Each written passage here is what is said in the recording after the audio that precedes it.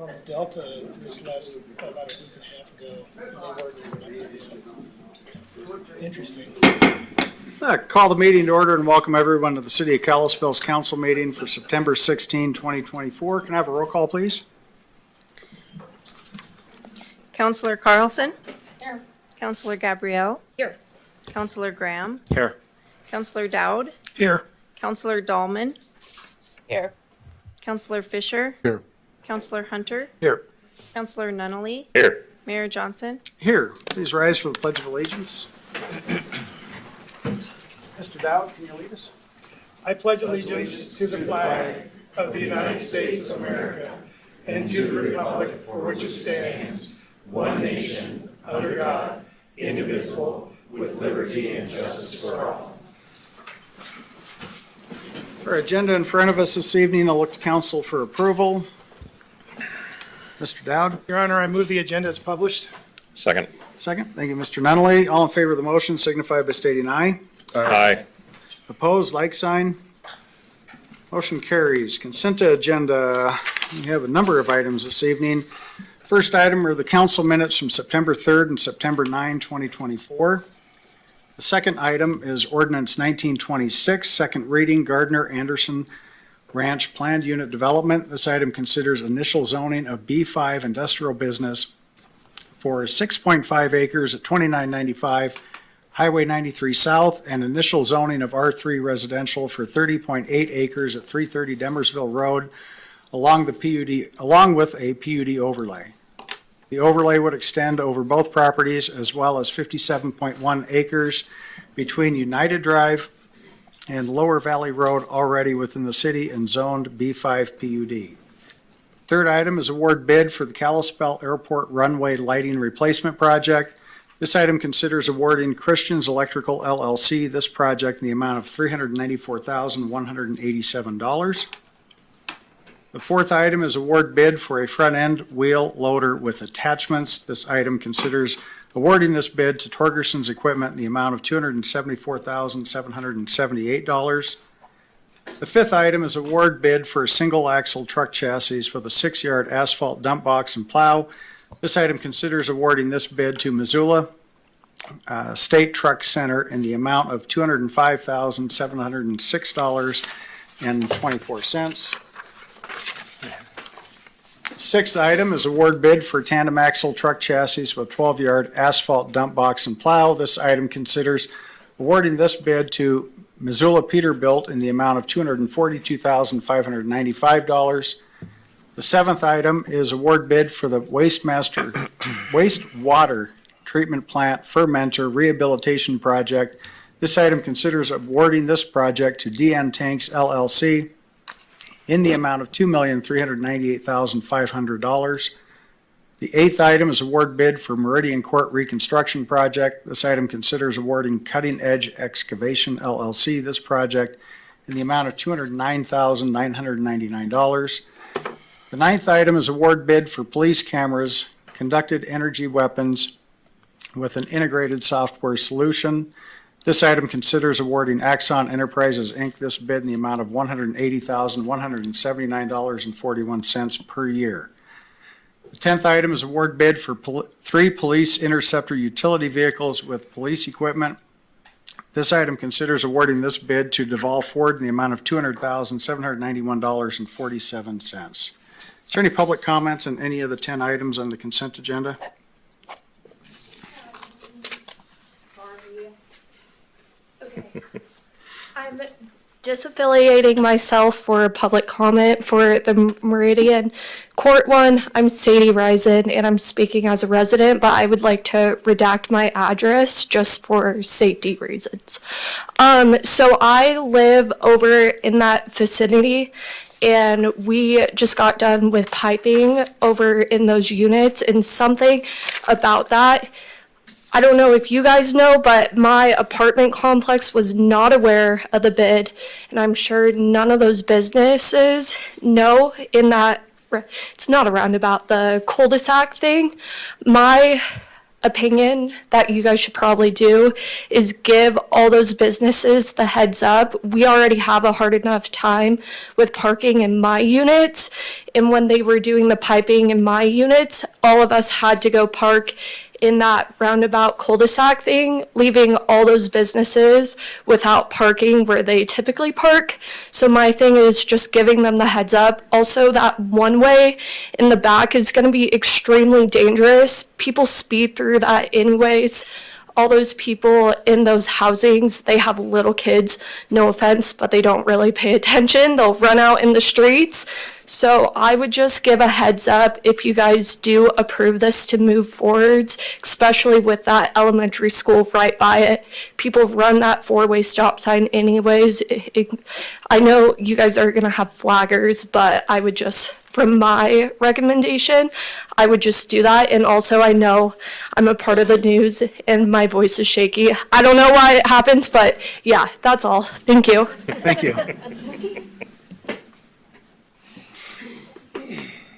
Any other public comment on these? Any of the 10 items? Yeah, I had a sort of a point of clarification on item 9. When it says conducted energy weapons with an integrated software solutions, is that just what's commonly called tasers, and you just didn't want to like say tasers for trademark reasons, or is that something else? Yeah, I think Chief can, yeah. Okay. Oh. Sorry. My name's Arthur Fretheim. Address is 249th Street East. Any other public comment on the 10 items? Council for a motion? Ms. Gabriel? Thank you, Your Honor. I would move the consent agenda approved as published. Second. Second, thank you, Ms. Carlson. Can I have a roll call vote? Counselor Carlson? Aye. Counselor Gabrielle? Aye. Counselor Graham? Aye. Counselor Dowd? Aye. Counselor Dahlman? Aye. Counselor Fisher? Aye. Counselor Hunter? Aye. Counselor Nunley? Aye. Mayor Johnson? Aye, motion carries. To move on, we have no committee report this evening, so at this point in time, I'll open the meeting for public comment and ask any members of the council or the public wanting to give comments to the council, please step forward and give the comment now. Hi, my name is Mallory Phillips. I live in Whitefish. I'm in my capacity with my organization Shelter WF. A few months back, I came in front of you guys to announce the AARP Community Challenge grant that we got. And I wanted to give an update to the council just so you guys know. The design contest, we have had 9 teams submit prepare to participate in the design. 7 teams are doing design in neighborhood. 6 teams are designing like an individual lot within zoning. As part of this grant, we are doing a community event on October 2nd. And during this event, you will be able to, the community at large, all across the valley, will have the opportunity to vote on their favorite housing designs. And during this event, we will have a local author named Antonio Malchek talking about her book called A Walking Life. And this event focuses on accessibility, how the challenges of building housing that's accessible, affordable, infrastructure that's accessible. And so I just kind of wanted to give an update of that grant. At the end of this grant, we will be making a magazine with all of the designs and the concepts covered. Thank you. Thank you. Before I close public comment, just want to remind everybody that one action item this evening is we're picking it up from a postponement, which means we pick it up at the council level exactly where it was left the last time. So if there's anybody that wants to give public comment, this is your last chance.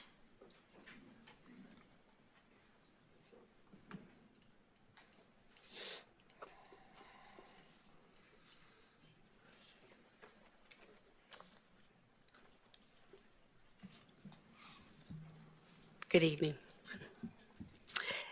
Thank you for the opportunity to speak on behalf of the Flathead Warming Center. I am Tanya Horn, its Executive Director and Co-founder. And this is Luke Heffernan, Chairman of the Board of Directors and Co-founder of the Flathead Warming Center. We respectfully urge the City Council to allow the Warming Center to continue its important work.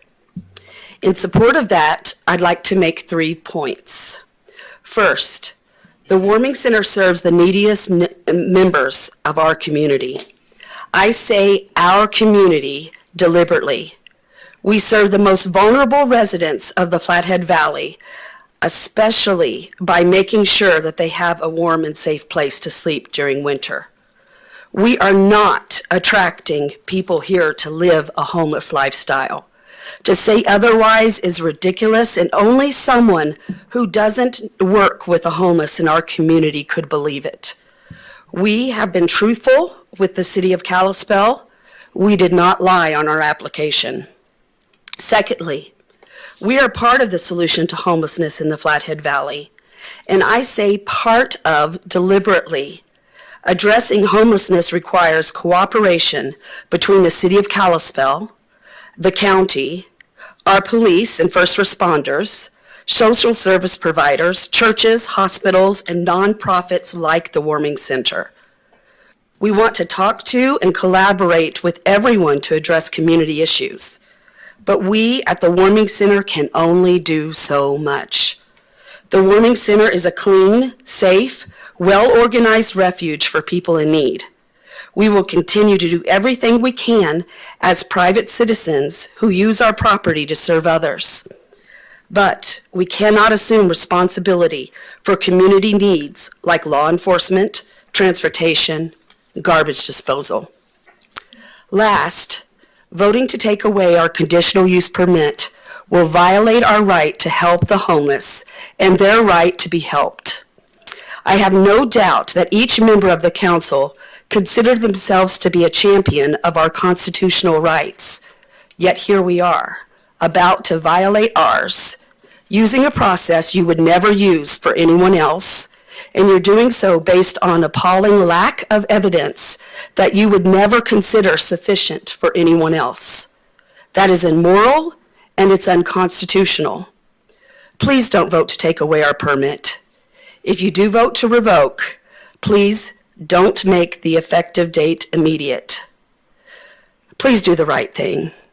Let us continue our important work. Thank you. Thank you. Thank you.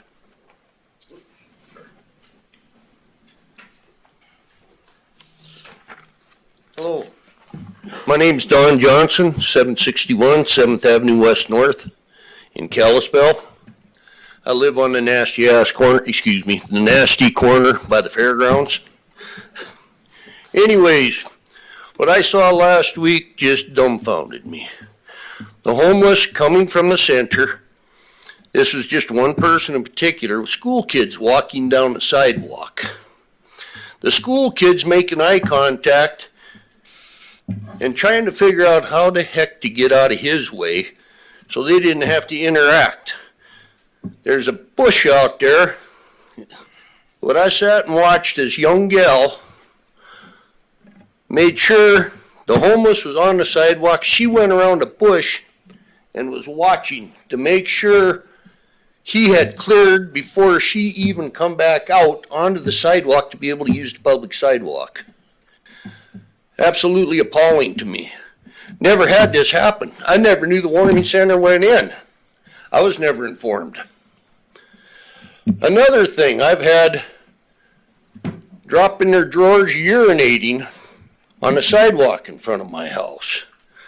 I have had them sitting on their hind end. They leave in the morning, they all hoard up in one spot, and the dope comes out. I've got pictures of that. Smoking their dope. I don't know if they're allowed to have their dope in the warming center or not. But this is just unbelievable to me. My neighborhood has gone to pot, literally. Thank you. Thank you, sir.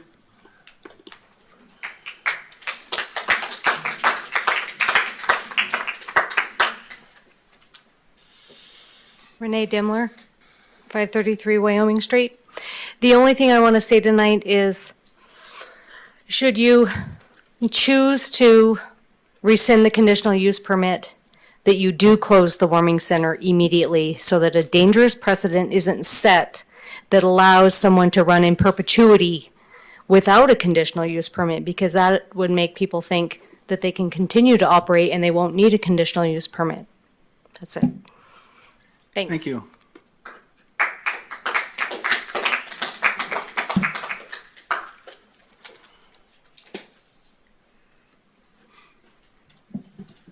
I hadn't planned on coming tonight, never mind speaking. Diane Groves, 1721 South Woodland. And excuse me if I get emotional, because I do this over sad commercials. I volunteer at the Samaritan House. While I've never been to the warming center, I have heard things about them. I don't know how many people in this room have ever actually been homeless. I was years ago with 5 children, not because I chose to be, but because I rented my home to people who were supposed to buy it. They stopped paying rent, and because they had, there's a thing, if you establish residency, you cannot be evicted. And this is what happened in my case. I ended up homeless with 5 children. Didn't last very long because I'm kind of stubborn. But I've seen these people at the Samaritan House. They are good individuals. They don't want to be in the situations they're in, and they desperately need our help and our empathy to help them get in a different position. Please don't let those who abuse their situations, who set bad examples, who are not responsible, influence your vote on whether this warming center should stay or not. These people need some place to be. They need people to help them, and we need to be more compassionate. I can understand the problems that people are seeing because I've seen them, but I cannot understand not trying to understand the positions of those who are responsible and simply need our help and love. I would suggest, instead of closing the warming center, maybe paint it so it doesn't look like a rundown building. Get more help for them. Look into situations where their situations can improve. Maybe talk to Samaritan House, to Chris, to see what suggestions he has. I don't know if these things have been done yet or not, but please consider what you're doing before you vote on this. These people desperately need our help. Thank you.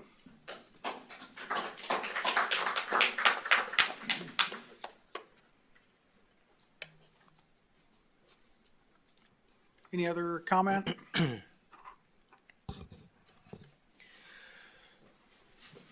I'm asking for empathy for the people that live in that neighborhood whose children cannot play in the park, who have to clean up all bodily liquids from their own property, solids as well.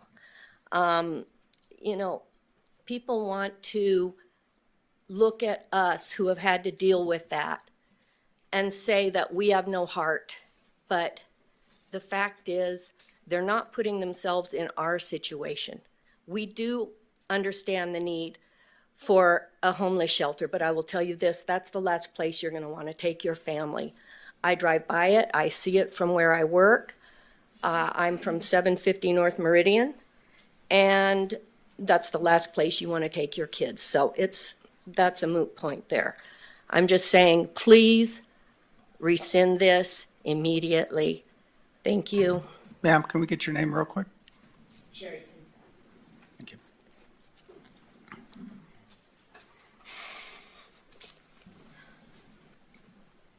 I don't really know what I'm doing here. My name is Chuck Warehouser. I live down in Eagle Bend area. And I've been involved with a warming house for probably about the last year and a half. I think something we have to realize, this country is changing. we've just brought someplace between 10 and 20 million people into this country who are homeless. There have been homeless living here for over 30 years. I moved here in 1992 and I remember seeing homeless. I don't think the question here is closing a facility, which I don't understand. They have met every requirement that's been requested of them. And we have people, obviously, that are annoyed by the presence, some of the circumstances that are there. But I think the biggest thing is we owe to our country, to God, to Kalispell, to Whitefish, to wherever you want to go, an example of how we can handle these people and work with them to help them through their needs. Now, I know a lot of them are in drugs. I know a lot of them have mental disabilities and so forth and so forth. They've been here for, I think, 2.5 years, and look what they've done already, and look what their plans are down the line. They're talking bringing doctors in to try to help sort out some of these people. And I think someplace there's got to be a plan that we can take care of these people. We can't keep running away from it. It's not the answer. It doesn't solve a thing. And I think you're putting a deadline on this thing that's impossible to answer. I think you really have to sit down seriously and look at it and get together as a community, not separately. They can't work together. We came in, we're harassed by people out here, and it's wrong. It's totally wrong. And I wish you people really would look at the moral aspects of this thing from a Christian standpoint, from just a human standpoint, and realize what these people are doing. They're giving up their time. They're not making money on this. They're trying to help the community and help those people in there. And someplace there's an answer, because if they're not, we got about 15 million people in this country that we're going to have to deal with. And the answer isn't throwing them all out. The answer is sorting them out and helping them to get involved. That's all I can say. God bless them and you.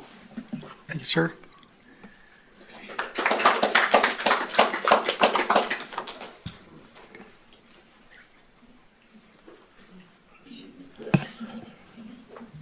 Go ahead, go ahead. Councilmen and women, my name is Avery Field. I live at 131 Swan Mountain Drive in Evergreen. I didn't plan to speak this evening. I just came to watch my family. My wife and I, we've got a 3-year-old son, and we recently moved to Kalispell to accept a job here in Kalispell.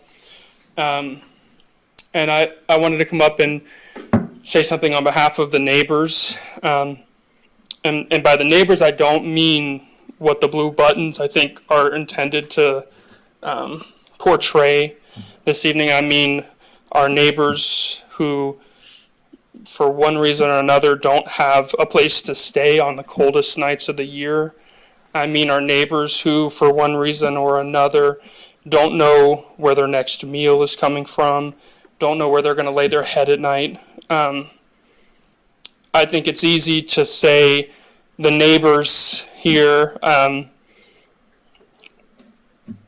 want something done, that the neighbors are in favor of closing the warming center, but the fact of the matter is, whether or not they have a home, the folks that are going to be most affected by your vote tonight are our neighbors as well. I've got an uncle who recently was involved in a serious accident at work. And he was hit by a uninsured driver. He tore his rotator cuff in his shoulder, unable to work. He lost his job. The only thing that's keeping him in a home right now is the fact that he's a veteran and the VA is paying his rent.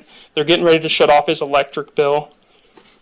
And, but for the grace of God, he would be on the streets right now, and might well be soon. My uncle is your neighbor. It's easy to point fingers and to say that certain factors contribute to why folks end up homeless, and in some cases that may or may not be true. But the fact of the matter is there are any number of reasons that lead to homelessness in our country, domestic violence being a large portion of that. When I was in law school, I worked at a domestic violence shelter, and one of the things that we had to do in order to assist our clients was helping to make sure that those who were victims of domestic violence had a place to live, and that's really difficult to do because a lot of them are dependent on the income of their spouse or significant other, and without that, they are without a home. So, it's easy to say that drugs are the answer and drugs are the reason why folks become homeless, but the fact of the matter is any number of factors contribute. And just to respond to what Mr. Johnson said, he said he saw a young child turning on the street and hiding from a homeless person that they saw coming down the road. And that just made me think about what I'm teaching my son, and what that girl had been told about the people that she saw near the warming center.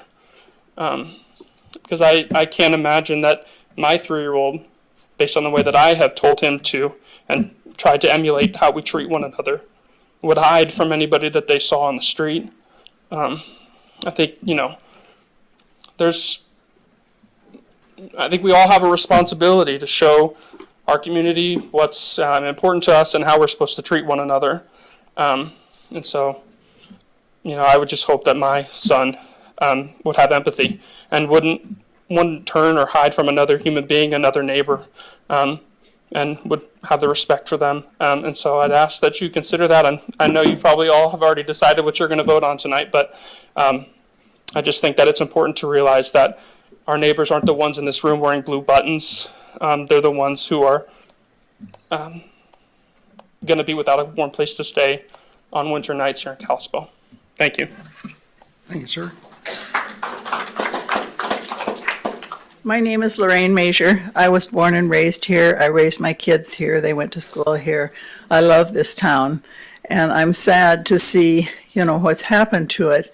And certainly, I live fairly close to the warming center, so I see a lot of the spillover from what's happening there, and I'm sympathetic I would feel the same way about people pooping in my lawn. I think that's, it's not excusable, but I think there's some answers that we haven't pursued, and I think that we need to really sit down more seriously and, maybe have somebody work with us that's used to trying to get the two sides to come together, because I think there's some things that sort of leap out at me right away, and one of them is when we signed that marijuana bill 2 years ago. One of the agreements was that the money from marijuana sales, the taxes from the marijuana sales, would go to mental health, they would go to policing, and they would go to a third thing, which I have forgotten.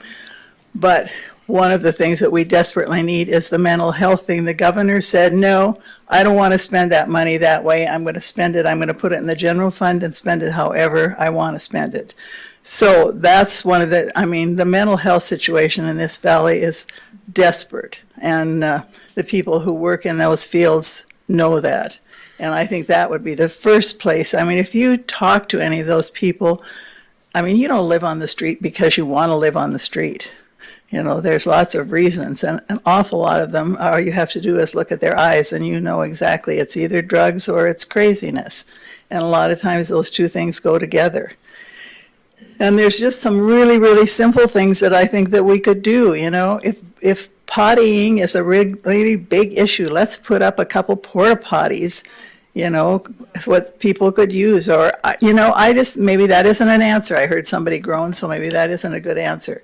But it seems like, these people do have bodily functions just like the rest of us. And if they don't have a home where they can go, they're not really welcome in most of the stores and places. So what do we really expect them to do?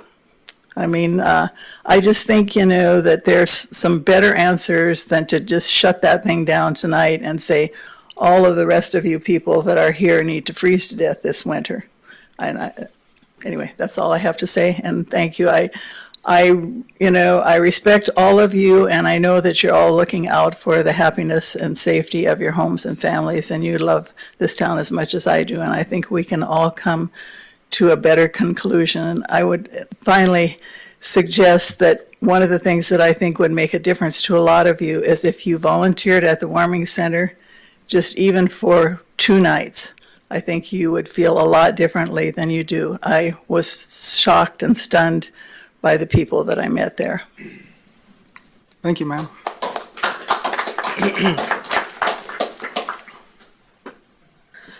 Mallory Phillips, Whitefish. I want to speak in my capacity as an individual, but also as someone who works in social work. I think it's really important to acknowledge, even though I don't necessarily agree with everything that I hear from the direct neighbors, but when people are experiencing, seeing, it's kind of a trauma to see people go through some of the most traumatic experiences in their life. And I think that as the City Council of Kalispell, you guys have a lot of power to put pressure on cities like Whitefish and Columbia Falls to get them to play their part, because it shouldn't just be on Kalispell to make sure that people have homes, are taken care of. And so even though I believe that the warming center should stay, I think that we as a valley need to do more so that it's not just on this neighborhood to take the brunt.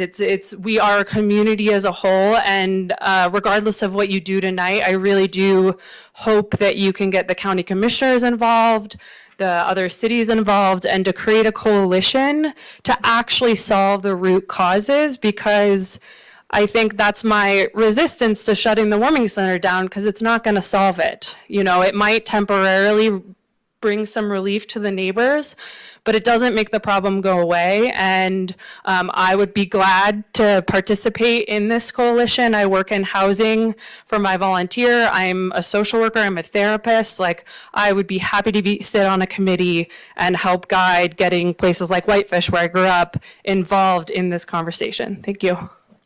Thank you.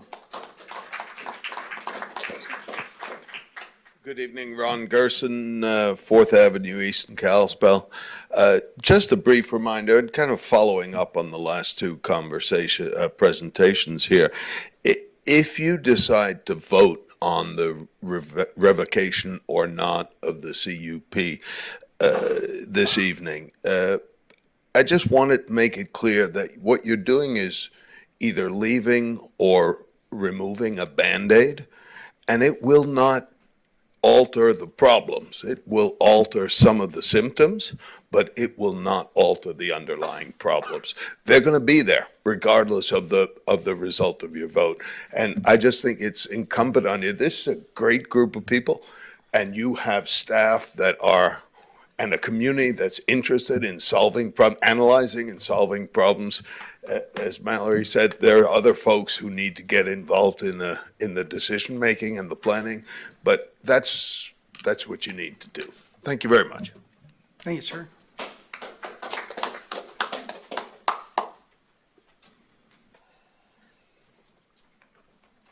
Hi, my name's Christopher Segway. I live at 207 Northland Drive. So I own a business right on Meridian at 1035 Highway 2 East, and I have had to call the police multiple times in the past few years because of people in the parking lot blocking parking stalls, screaming at the sky. I've had to walk multiple clients to and from their cars because they're too afraid to go in and out. My wife has to keep the doors locked to her business when she's in there working with another female client when I'm not there. And because of the perceived, and very real possible danger that exists when you have people wandering around with mental illness, high on drugs. We all know that what the statistics are as far as the drug addiction amongst the homeless. Maybe we don't all know, but it is the vast majority. And I think it's unfair to burden this one spot in Kalispell with all of the problem. When I heard that one of the main donors for the expansion of the warming center was Michael Gogan, the first thing I thought was, oh, he's trying to keep them all out of Whitefish. Why doesn't he pay to build another center up there to help with the situation? When we've got people living in Big Fork saying, yes, we should keep the warming center open, we should expand that services there. Why don't we build someplace in Big Fork in your neighborhood and see how you feel about having people pooping on your lawns, you know? I mean, I'm sorry, but it is what it is. And I'm not saying we should completely abandon these people. We do have chronically underfunded mental health care. There does need to be a situation or something to solve this.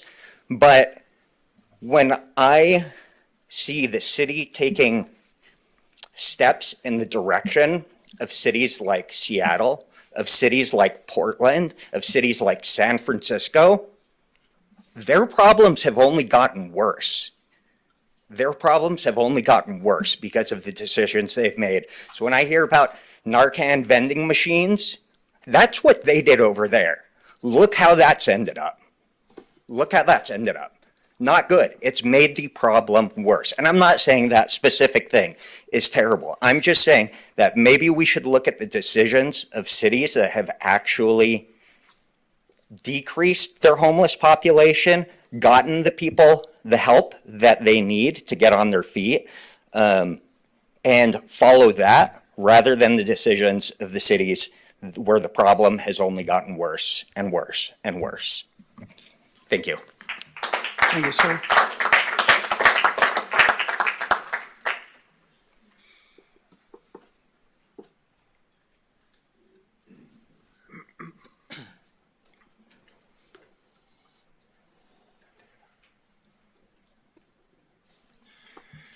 My name is Lars Hamlin. I live on 655 7th Avenue West North.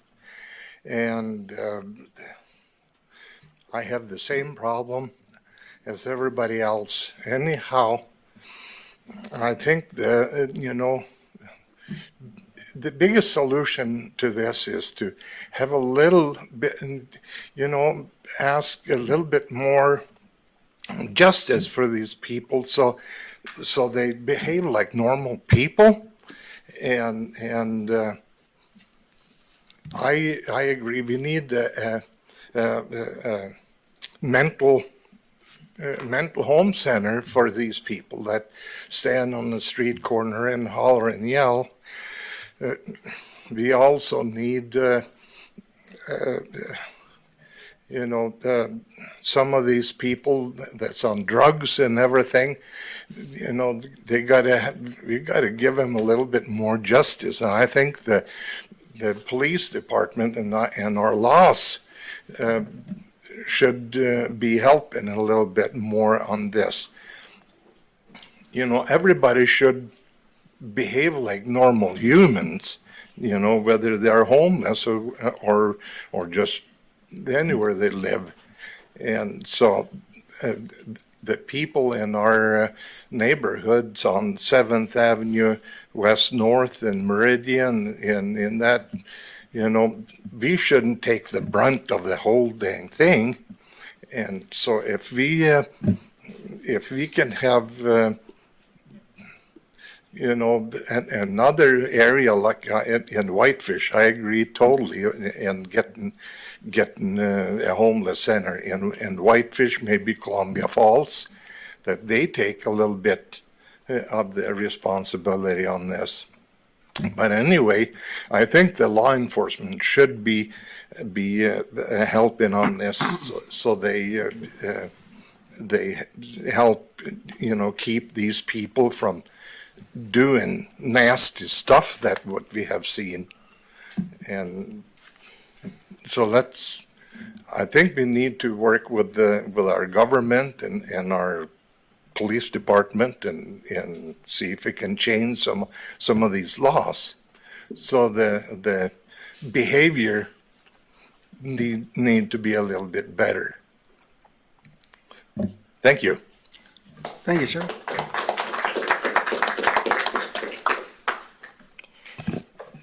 Good evening, Mayor, City Council members. My name is Pam Carbonari. I live at 21 Honeysuckle. As all of you know, North Meridian Road is not our only problem area.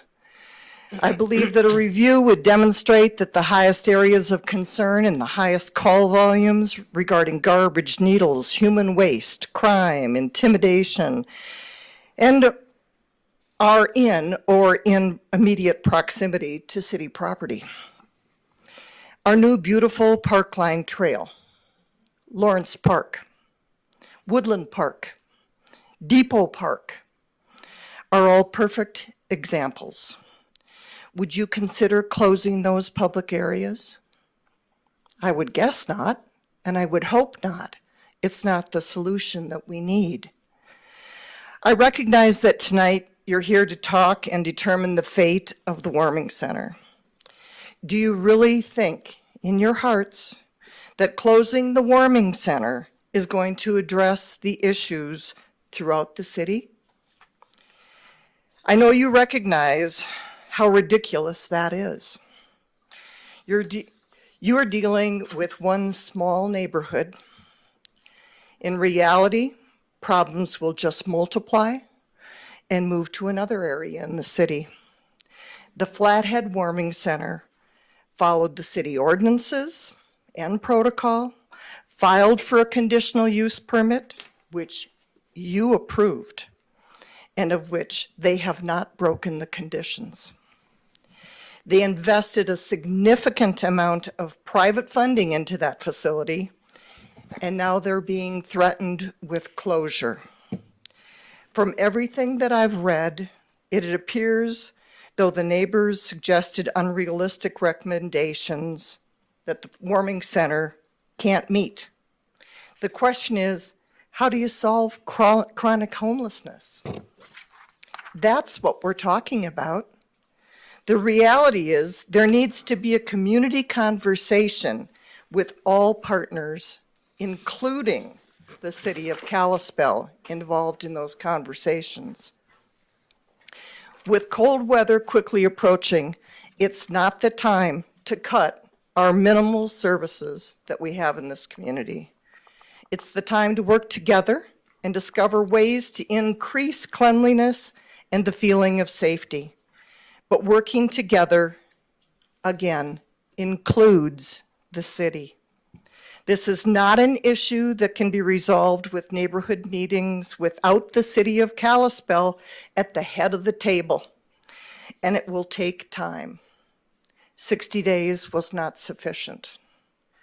Working together can produce productive solutions, like more visibility of the police department during the times of shelter intakes clients in the late afternoons, and when the clients leave in the morning.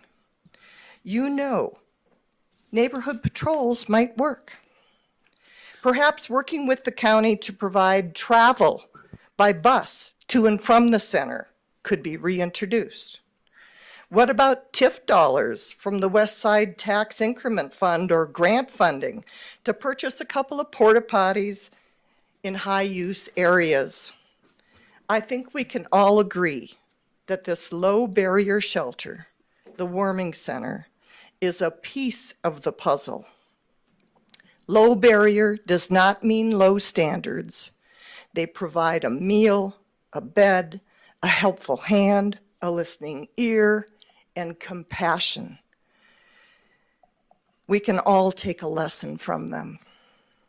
They are trying to be a part of the solution, not a NIMBY, not in my backyard.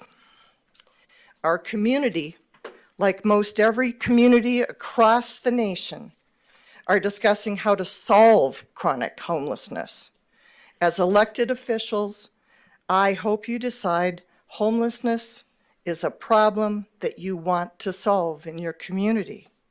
It will take time. Canceling the Warming Center's CUP is not a solution. It will just lead to human deaths and/or amputations from exposure this winter.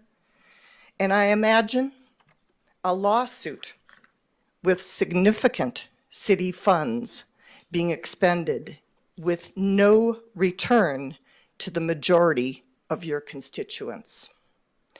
In my humble opinion, I think it is important to recognize that the city of Kalispell should be at the table, involved, and invested in the solutions to community homelessness on sheltered issues.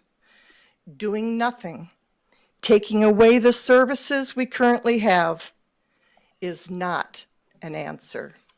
Thank you so much for your time this evening, with due respect to all of you. Thank you.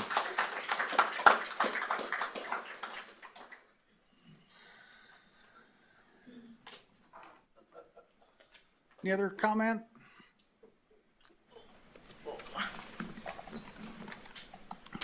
Hi there, Cassie Guy, 530 West Wyoming Street. I wasn't going to do this, but here I am because I think it is something that you all and the audience and those watching online need to know.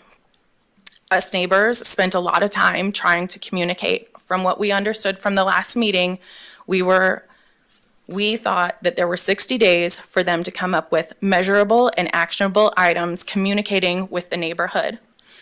We did not harass. We came with kindness. We came with time. We met with the mediators. We met very kindly with Mark. I have a clock-in app for my job, and I have clocked in, both my husband and I, over 70 hours since that 60 days that we have met with neighbors, come up with solutions, brainstormed, try to be real humans who saw what you are trying to solve. We know that it is something that's incredibly difficult. And we then went to the meeting. I'm sorry, let me go back here. When we met with Mark, the primary focus that we felt from that meeting was that we were to provide solutions. I didn't know that the burden was going to be on the neighborhood to come up with solutions, but we did. We spent time, we spent thought, we spent heart doing so. I'm also going to say this blue button, I am not ashamed to wear it. It says I stand with the neighbors. The points around the button say safety, security, children's shared spaces, business impact, and property values. All of those things we are hoping, and we're hoping when the warming center was put in, that this was going to be followed through with. If you allow this to go through, you're setting a precedence that in the city of Kalispell, you can have a conditional use permit that you don't have to follow through with all of the items that you say that you're going to, and still continue to do business. So moving forward, if someone else gets a conditional use permit and they're not following through with all of the items, then they're going to go back to this case, in my opinion, where you can see bullet points such as transportation. I know this is just in the news in their opinion. However, one of the items that we wanted to talk about was transportation, and they would not touch on it, and they called it capricious. I go back to the application. We're just going to the contract that they sent you. This is not a capricious ask. This is what was on the application. So I don't understand why that results in us being harassing. We then went to the meeting and we sat down and Mark even had ideas from cheerleader moms who got too pissed off at meetings when he was in school, ways to come back to the table and bring emotions down. Not once during that meeting were there any high emotions. We were all there to try to communicate. In my opinion, it's been a one-way street. It's been, you need to be a good neighbor to us. You need to tell us solutions. You need to come to the meeting and give time. Mark gave what we provided to the warming center. Nothing has come back to me as a neighbor. In that meeting also, they did an anonymous sticky note on the certain topics that we wanted to talk about, so as you didn't know if the warming center was giving a solution or not. So where is the communication there? Communication needs to go both ways. It has been single-sided, and I need the community to know that. Those, again, here watching, and City Council and Mr. Mayor, that we did put in time. We tried to communicate. There was not communication. We then asked, when are you going to provide maybe some solutions we could discuss that are actionable and measurable? And at that point, they ceased communications with us and no longer wanted to talk on their stance. We showed up to the meeting and they did not show up to that meeting. We were there. We wanted to talk. We didn't get talked back to. They have been, in my opinion, quite silent, and I think setting themselves up for litigation all along. I didn't feel like they came to us wanting to be negotiate. I feel like they positioned themselves in the binary stance, very black and white. And what I was hoping for potentially was that we could discuss, and there was gray area, that we could negotiate on some items. But their stance was not that. And I come frustrated tonight hearing the stories again about people who need help, yet I am not hearing the ease of the addicts' lives. That is the majority of what the problem is. I am not hearing about them breaking into homes while daughters are showering alone in the middle of the day. I am not hearing that they're trespassing and nothing is happening. I'm not hearing that they're stealing goods out of the gas station at Meridian, consuming them and leaving without paying. It's not the gal who works from 4 a.m. to 11 p.m. that needs a place to not freeze in the middle of the night. So anyway, I think I'm done. I just wanted you to know what the neighborhood has done. And that was just myself and my husband. And there was many of us who spent endless hours, even Marshall, beyond what we spent. And I won't let them say what they've said about us, because that is not how it's gone down. Thank you.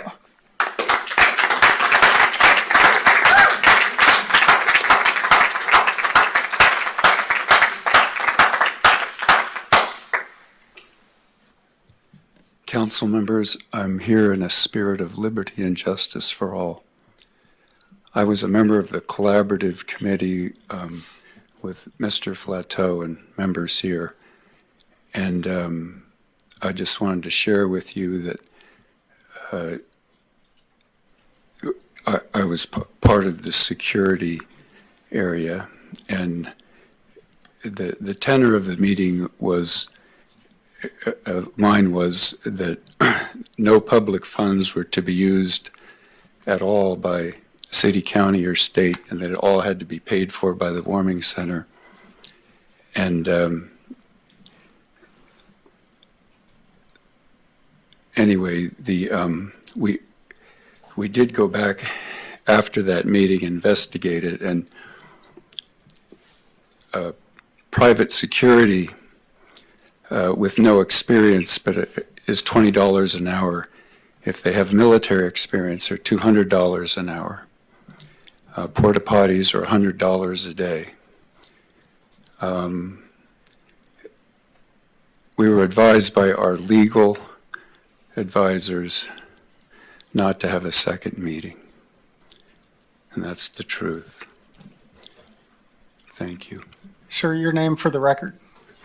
Oh, yeah. Jack John Lavin. I live at 111 Drumlin Way in Kalispell. Thank you, sir.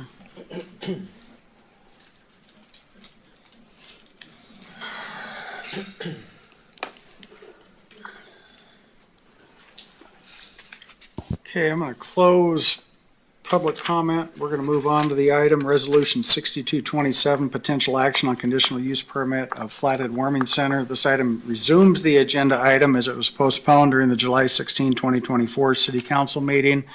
So at this point in time, I'm going to pick it up right where we left off, and I'm going to look to council for a motion. Mr. Graham? Thank you, Your Honor. I'll continue to, push this forward. I move resolution number 6227, a resolution by the Kalispell City Council regarding the Flathead Warming Center to revoke the conditional use permit, determine findings of fact, and declare an effective date. Second. Thank you, Mr. Fisher. Will you speak to your motion? Yes, I would, Your Honor. Thank you. I don't know how lengthy this will be. I actually haven't really timed it, I suppose.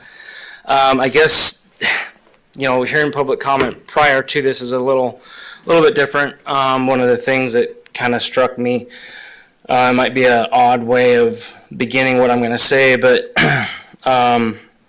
it's respect and the question of where else. And that question came up in public comment as to where somebody is pooping. And I just want to say there's a difference between pooping in the bushes discreetly and doing it on somebody's doorstep. We hear about, let's put bathrooms out there. You know, where else are they supposed to go? Well, and that's why I get down to respect. It's about respect. And I think that a lot of what we have going on right now could be dealt with and solved with respect. If there was respect out there, no littering, no loitering, no trespassing, no breaking into people's houses. The respect is gone. And I don't know where it went. So, this isn't easy. It's been mentioned many times that the Flathead Warming Center has a right to exist. This is true. But we are not debating the existence of the Warming Center as a named entity. The debate is about the use of the land. This is a land use issue. Zoning is land use. There is no inherent right to the use in question in this zone. There's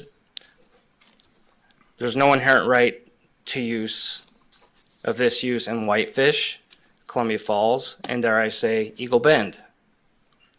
The thing is that this is where the CUP comes into the discussion. To obtain the land use the Warming Center desired, they needed approval over and above a permitted or by right use, land use. Kalispell Zoning Ordinance, Chapter 27, Section 2737-010-46 says a conditional use permit is a permit for a use that requires a special degree of control to make uses consistent with and compatible to the existing permitted uses in the same zone. Furthermore, Section 273380 review criteria states that a conditional use permit will have no more adverse effect on the health, safety, or comfort of persons living in the area and will be no more injurious economically or otherwise to property or improvements in the surrounding area than would any generally permitted uses in the area.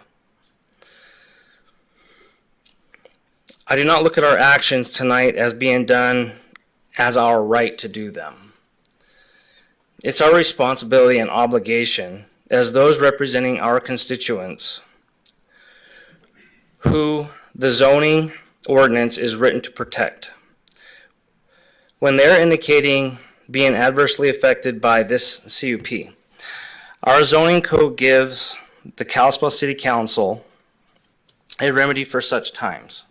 Section 273620, use of available remedies, authorized, gives the City Council the authority to, in the event that any building or structure is erected, reconstructed, altered, converted, or maintained, or any building structure or land is used in violation of these regulations, the proper legal authorities of the City Council, in addition to other remedies, may institute any appropriate action or proceeding to prevent such unlawful use.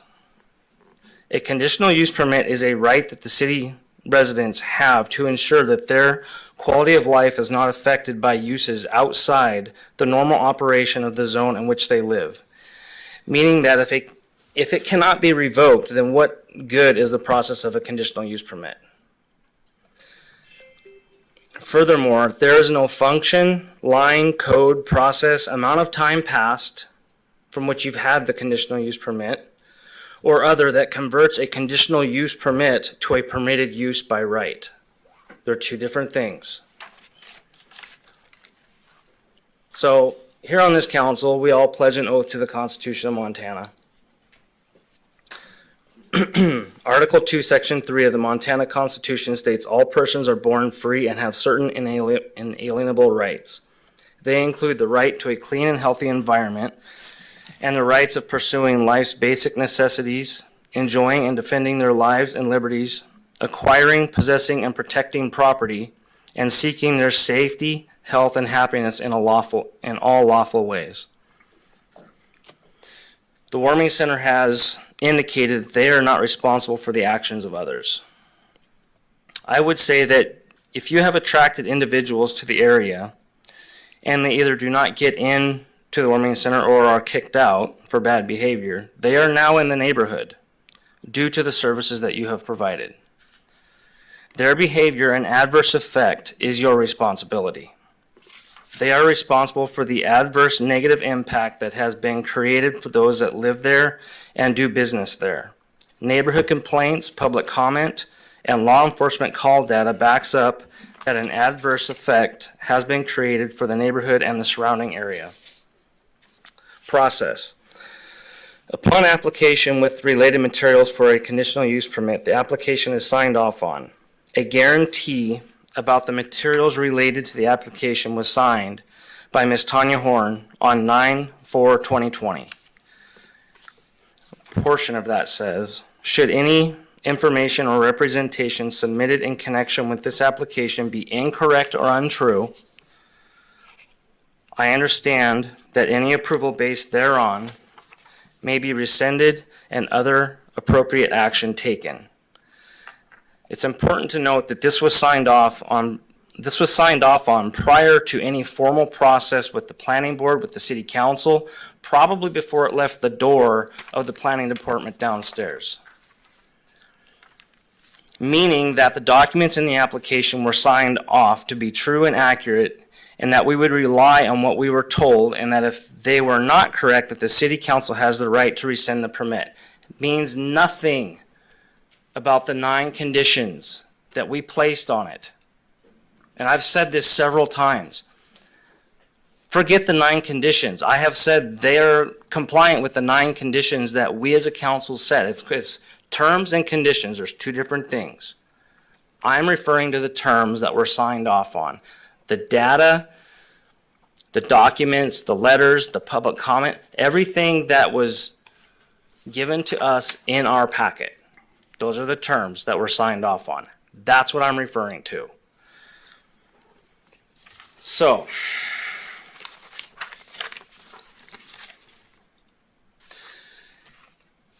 I asked myself, why did I buy into all the information given to me? Why did I believe it? And hindsight is always 20/20. I refer back to what was said when I first brought this up last April. In our November 2nd, 2020 meeting, Ms. Horn said in public comment, although there are things outside our control, there are things we can control. We can control responsiveness to neighbors. We will always be responsive to neighbors' concerns. We can continue to bring solutions to the table. We can control the steps and safeguards it takes to be a good neighbor. And we can control how we are responsible and accountable. And I know how to do this. I know how to do this right, and most importantly, I understand that there are many who will count on my statement being true. So, I want what I was told to be true. And it seems like we've kind of walked away from that. And so I guess what I'm going to do is I'm going to get into, I don't know, should I do my findings of fact now or do discussion? I just move on. You're Okay, I'll get into my findings of fact. discuss it all at one time. I've put together 9 findings of fact, and it was very difficult. There's so much information in the last 5 months that's gone around, and I'll just go through them here. The first finding would be the letter to the Kalispell Planning Board and Zoning Commission containing incorrect or untrue statements used for gaining approval of a zoning text amendment and subsequent conditional use permit. This letter states, A, I don't want someone to defecate in my yard. This has not been our experience at all. As individuals feel part of a community and are given the opportunity to participate and give back to community, independently our guests begin to pick up trash in the neighborhood. That has been our experience in our previous neighborhood, which was primarily residential. As we teach our guests how to be good neighbors, they become protective of the shelter and the neighborhood. Public comment and neighborhood complaints point out littering, defecating, and loitering in the neighborhood as an adverse effect. B, I have a daycare right next door. What about the children? As we did last year, we plan on having Eagle Transit pick up our guests and transport them out of the neighborhood by the Salvation Army. We also intend to have our guests brought to the center from feeding the flathead dinners. We also have policies against loitering. Public comment states that transportation isn't happening, and warming center staff has indicated they are not responsible for transportation. The second one, letter to Kalispell City Council containing incorrect or untrue statements used for gaining approval of a zoning text amendment and subsequent CUP. A, loitering. Public comment and neighborhood complaints point out that loitering is an ongoing issue for both residents and business owners alike. Paragraph 3A of the document states about loitering, we believe this to be so important that we do all we can to support the success of our policies against loitering. Loitering has now been lessened to nothing more than, quote, standing on the sidewalk by warming center staff during public comment. B, transportation in and out of the neighborhood.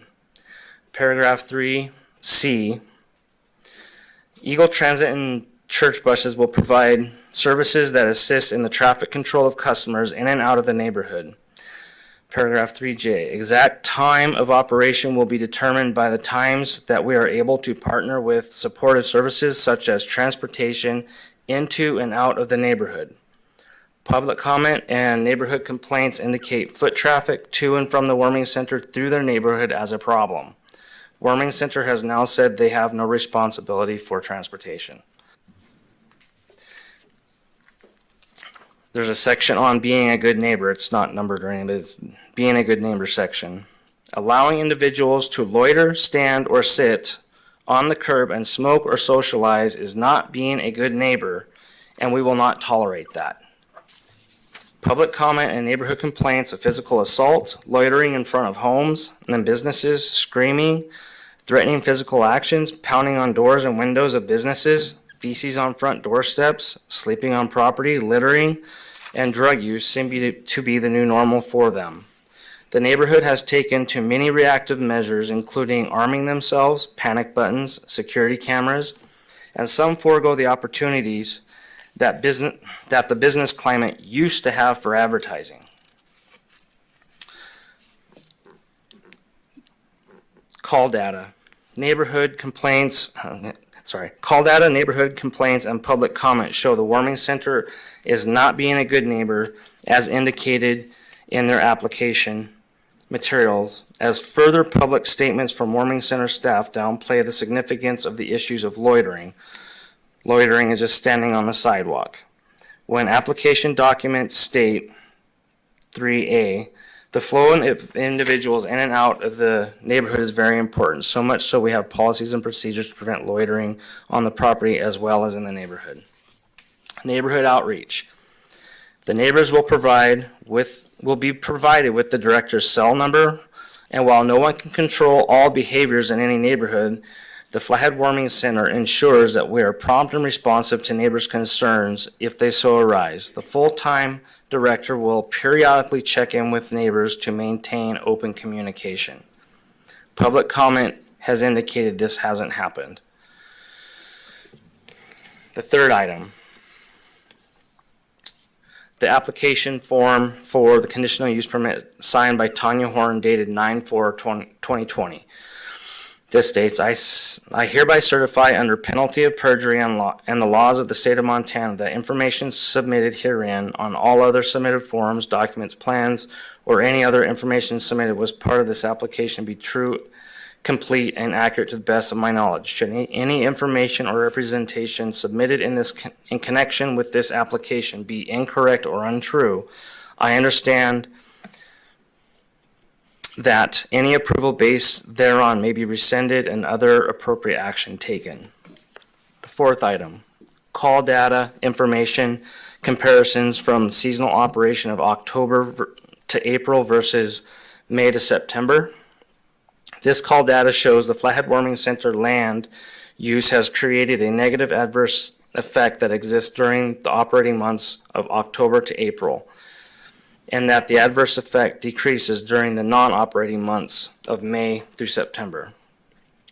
The fifth item, recent emails from the Warming Center stating, based on the conversation so far, there appears to be a strong expectation that the Warming Center will take responsibility for the things that occur off our property and beyond our control. Transportation, cleaning up garbage, policing bad behavior, patrolling public parks. It goes on to say, but to the extent discussion will focus on what the Warming Center needs to do off its property to control the behavior of other private citizens, we can't agree to take on that kind of responsibility. This is in contradiction to the information in the application and letters to the Kalispell City Council and the Kalispell Planning Board. The Planning Board letter. Some of this stuff is redundant, but it applies in different places, so bear with me. The Planning Board letter. I don't want somebody defecating in my yard. This has not been our experience at all. In fact, the opportunity to participate and give back to community independently are given the opportunity to participate and give back, independently. Our guests begin to pick up trash in the neighborhood. That has been our experience in our previous neighborhood, which was primarily residential. As we teach our guests how to be a good neighbor, they become protective of the shelter and the neighborhood. About transportation, from the letter to the City Council. C, Eagle Transit and church vans will provide services that assist in the traffic control of customers in and out of the neighborhood. Paragraph J, the exact times of operation will be determined by the times that we are able to partner with supportive services such as transportation in and out of the neighborhood. Number 6, neighborhood public comment from all meetings held by the Kalispell City Council on this issue. 7, conditional use permit application documents to the Kalispell City Council and the Kalispell City Planning Board both refer to the area of a neighborhood many, many times. In public statements from Warming Center staff, this has since been walked back to 150 feet, and now from apparently past negotiations and emails that I've referred to only the property itself. A conditional use permit cannot have an adverse effect on a neighborhood or surrounding area. Number 9, the Kalispell Chamber of Commerce Public Safety Recommendations to Council. The Kalispell Chamber of Commerce convened a meeting between the Board of Directors, the Kalispell Downtown Association, and the Kalispell Business Improvement District to develop public safety recommendations for Kalispell. One of the recommendations was to increase police presence in the service triangle around the Warming Center, Fairgrounds, and Gateway Mall during the busy season. In particular, at 6 p.m. and 8 a.m. when people are preparing to enter and exit the Warming Center winter to spring. So those are my findings of fact. I know I went on for a while there, but it's out there, and I'm going to back away. Mr. Hunter? Thank you, Your Honor. I have a lot of comments as well. Before I get there, I do have a question. Do we have any example in the state of Montana of a conditional use permit being revoked years later after all the conditions of approval have been met?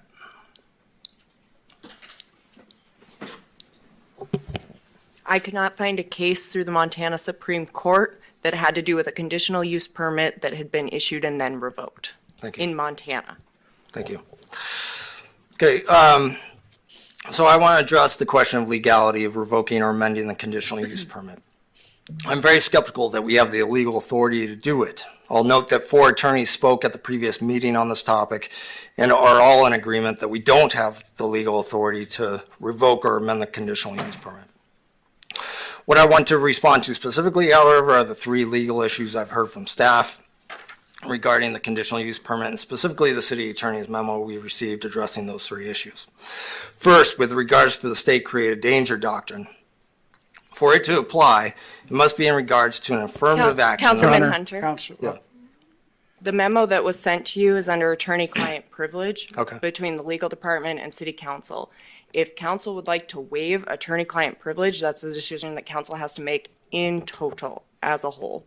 Okay, I won't quote from it or anything. I'm just going to speak to the legal issues that are before us, in my opinion on them.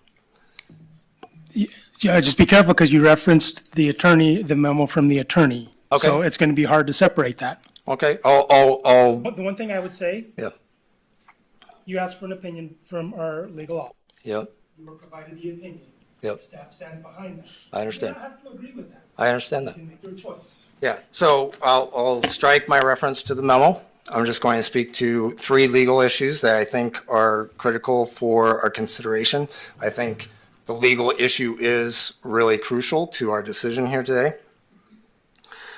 So with regards to the state-created danger doctrine, for it to apply, it must be in regards to an affirmative action under the law. I still believe that deciding not to revoke or amend a conditional use permit is not an affirmative action. It is its opposite. It is a decision not to take an affirmative action.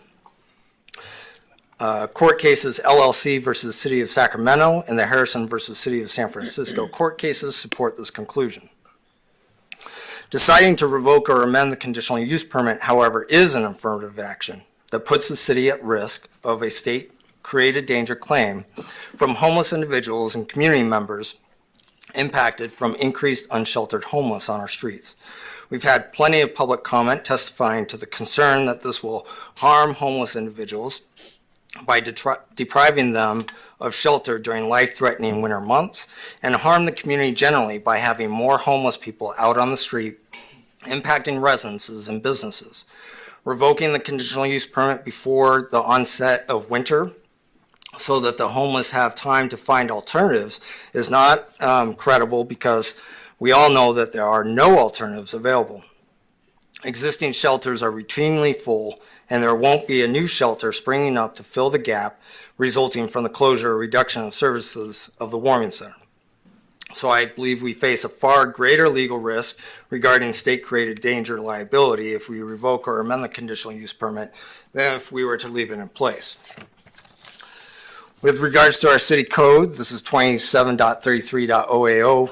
Number 1, this is the language regarding that Mr. Graham referenced. No, conditional use permit will only be issued if there's no more adverse impact on the health, safety, and so on than would be caused by any use generally permitted in the district.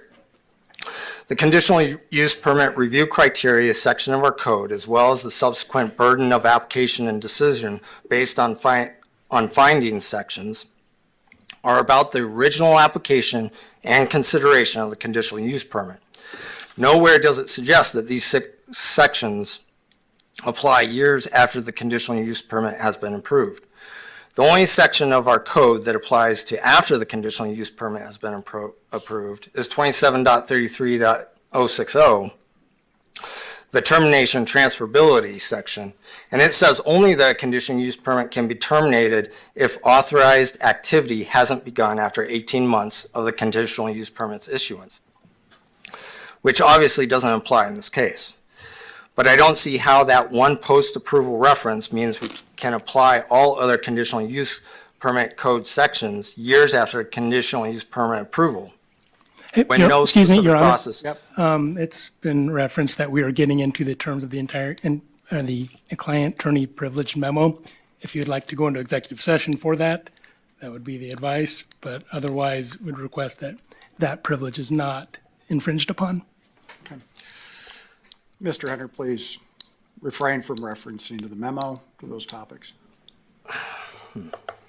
The specific Mr. Graham is making legal arguments as to why we're approving this, Mr. why he Graham wants to revoke Mr. the Graham conditional use. wasn't referencing the attorney-client privilege memo.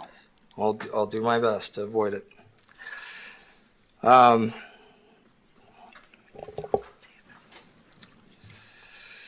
I would say, Mr. Hunter, the reason why I'm doing that is because you're the one going through and saying we don't have the ability to do it. That's the only Yep. reason why I brought it up. Yeah, and that's a critical part of this discussion. I mean, you can't have this decision without getting into the legal. And we're legal- welcome to talk about the legal requirements of going through it. It would be in a closed session unless you waive that privilege. And I'm not waiving that privilege. I'm sorry, but I will curb anything that is a reference to the memo, but I have to make the case as to why I think we don't have the legal authority to move forward. That's critical to this decision. That's,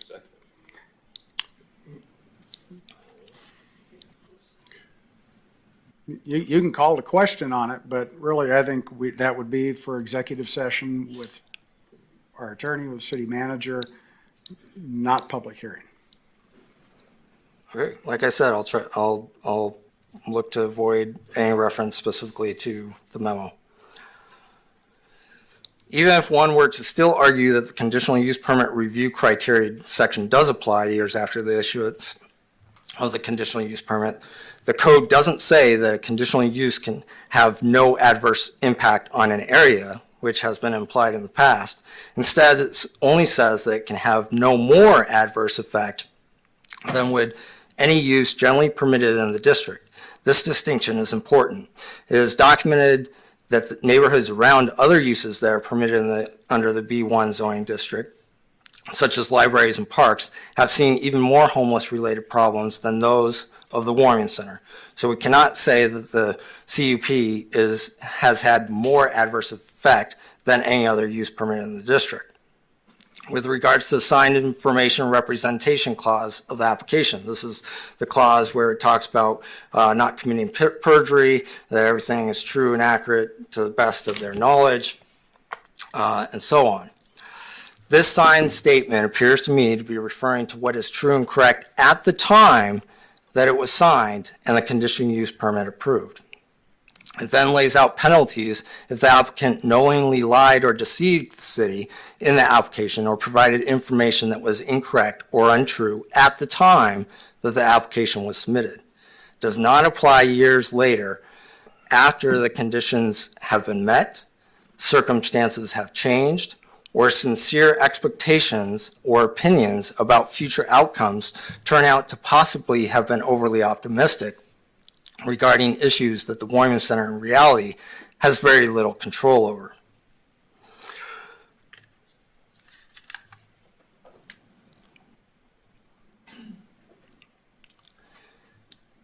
I'm just editing here some of my comments.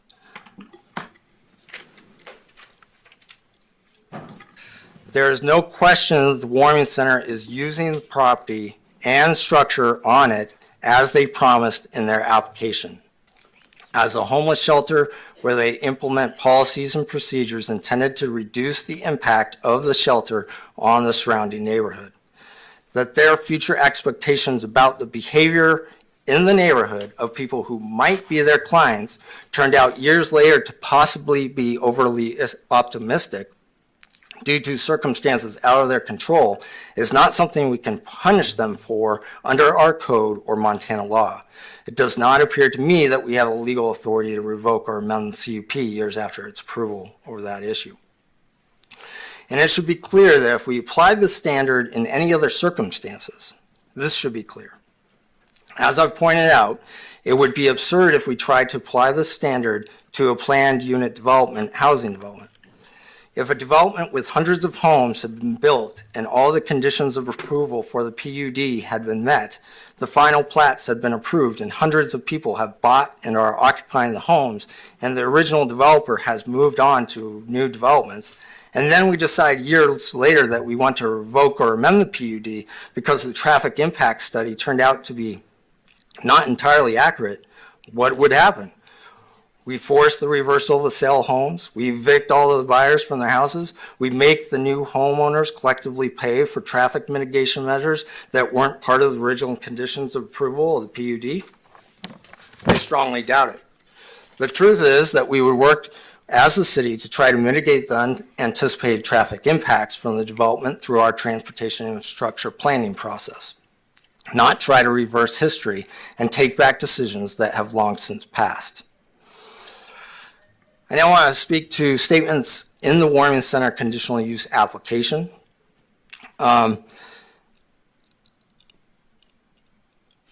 These are some of the statements that have been referenced, and I want to offer my take on why it's unreasonable to threaten the revocation of the CUP because they may have proven overly optimistic. And I'll use one quote from the application as perhaps the most obvious example, but it can serve as a stand-in for any other similar such statements in the application about anticipated but ultimately unknowable future outcomes. Quote, "The flow of individuals in and out of the neighborhood is very important, so much so that we have policies and procedures to prevent loitering on the property as well as in the neighborhood. Individuals forfeit their opportunity for services if they come early or leave late from the property and from the neighborhood." In hindsight, that's end quote. In hindsight, I'm sure Mrs. Horn would agree that she should have said that they have policies and procedures to discourage loitering off the property rather than to prevent it. They obviously had too much confidence in their effectiveness of their policies, as clearly they can't act on all loitering in the neighborhood if people aren't providing them at all times with actionable specifics of who is loitering where, but they weren't being dishonest or intentionally providing misinformation. And if you think about it, suggesting that loitering will never happen in the neighborhood or that they will be able to do something about a problem blocks away on public sidewalks, no less, which is perfectly legal for anyone regardless of their housing status.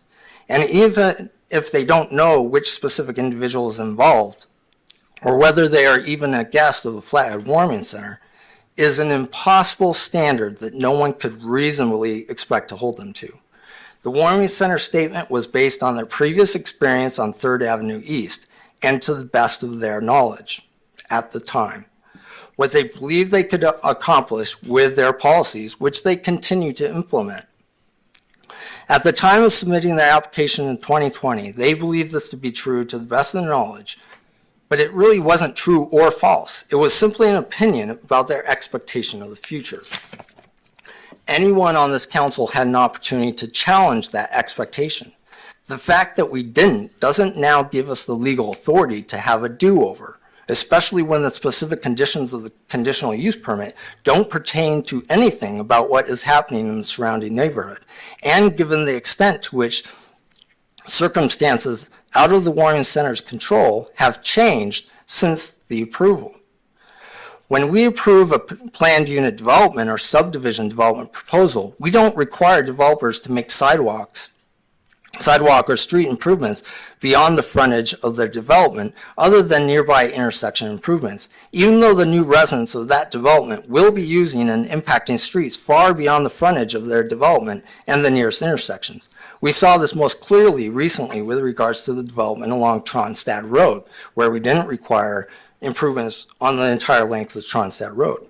The conditional use permit is a different permitting mechanism, but the same principle applies. We should not and cannot hold the Flathead Warming Center to a different standard here. This same thing is true with regards to transportation. They can't have anticipated that Eagle Transit, the mountain climber, would cut off access to their transportation to their property. And in terms of, statements since with the meeting of the group and stuff, it's gotten into legal territory where attorneys are involved. And if you can understand why they've been advised by their attorney that they can't now accept demands about what they do off their property, because then where do those demands stop, and how, then they're expected to concede to every request moving forward about stuff happening off their property that they could have no control over. So to summarize my perspective on this topic, there are real serious issues in the neighborhood, and we as a community should do our best to address them, including by holding individuals accountable for any bad behavior, installing public bathrooms in neighborhood parks, establishing a housing and homeless advisory committee, helping to move more people out of homelessness and into housing and treatment, and facilitating better communication and cooperation between the neighborhood and the Warming Center with realistic expectations about what the Warming Center can and cannot control. But we should not assume guilt by association by condemning all homeless due to the actions of a few, and we should not impose collective punishment by depriving unsheltered homeless of the life-saving services of the Warming Center due to the actions of a few. The vast majority of the homeless in our community and at the Warming Center specifically are not engaged in disruptive behavior. The Warming Center was approved just after mental health services in the community were cut, housing prices spiked, and soon 2 long-term stay motels were closed. Our homeless population spiked as a result, as did the impacts on our community from that population increase. But unfortunately, the Warming Center is being unfairly blamed for all community impacts from these events, even being blamed for problems on the opposite side of town from the Warming Center. Anyone who points a finger at the Warming Center without acknowledging these other factors significantly contributing to our homeless crisis loses all credibility with me.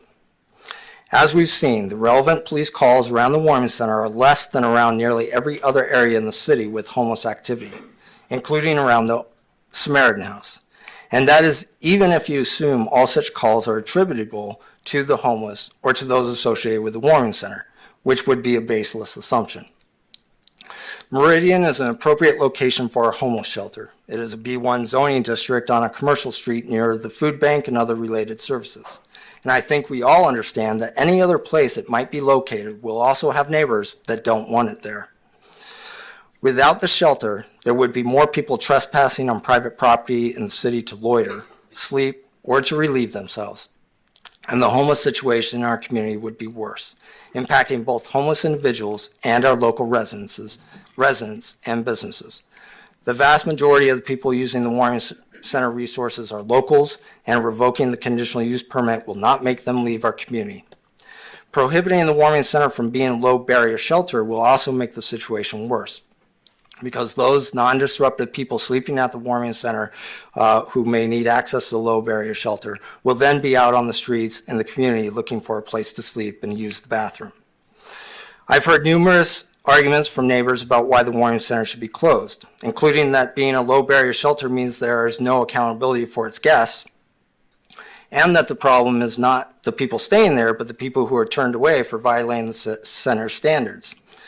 I've heard these contradictory statements from the same individual during the public comment. There is no question, however, that the problems in the neighborhood are real and serious, and neighbors are right to be upset and wanting the issue to be addressed. They understandably want someone to blame, and the unfortunate timing of the Warming Center's opening made it too easy to cast blame on them. In contrast, the spike in problems associated with homelessness in our community and associated neighborhoods aren't being unfairly blamed on the Samaritan House, only because the Samaritan House has existed in our community for 20 years prior to the onset of our current crisis. Even though the neighborhood around the Samaritan House has a higher relevant police call volumes than does the Warming Center neighborhood. I'll note that we've received this evening a couple comments about the intersection of Meridian and Highway 2. I'll note that that intersection is equidistant from the Samaritan House as it is from the Warming Center, but we only hear about the Warming Center. The fact is, this process never should have gotten this far. Yes, we should discuss the problems in the neighborhood and collaborate with the Warming Center and other service providers to identify ways to address them. But this never should have included a reconsideration of the Warming Center's conditional use permit, because not only is it unfair to blame the Warming Center, a very needed and life-saving service provider, for our citywide homeless problem, but also because I doubt we have the legal authority to reconsider the conditional use permit at all. If we were to revoke or amend the Warming Center's conditional use permit, we risk losing in court, which would cost our taxpayers a ton of money. This process, I believe, has distracted us from focusing on the real potential solutions to what are very serious problems in our community. I hope, and I truly do hope, that we take this opportunity to reevaluate our role in this crisis and commit the city to more meaningful collaboration with our nonprofit partners and affected residents and businesses in identifying positive solutions to address the housing and homelessness crisis in our community.